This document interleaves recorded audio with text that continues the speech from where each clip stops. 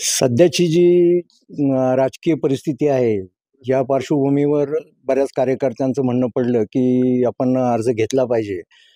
त्यामुळे आम्ही आज अर्ज घेतलेला आहे. पुढील दिशा आदरणीय भुजबळ साहेबांशी चर्चा करून आम्ही त्याचा निर्णय घेऊ आणि भुजबळ साहेब सांगतील त्याप्रमाणे पुढचा निर्णय घेण्यात येईल. नाशिक लोकसभा निवडणुकीमध्ये उमेदवार कोण असणार याची चर्चा राज्यभर नाही तर देशभर आहे आणि या सगळ्या परिस्थितीमध्ये छगन भुजबळांचं नाव चर्चेत होतं. तुम्ही त्यांचे विश्वासू आहात आणि तुम्हीच अर्ज घेतलाय आणि तो भरणार देखील आहात. काल राष्ट्रवादी काँग्रेसची बैठक झाली. त्यात सुद्धा राष्ट्रवादी काँग्रेसने ठराव सुद्धा केला. त्या अगोदर 2 दिवस अगोदर समता परिषदेची बैठक झाली.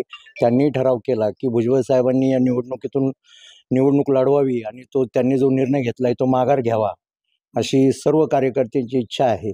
पुढील निर्णय जो काही भुजबळ साहेब घेतील तो आम्हा सर्वांना मान्य असेल.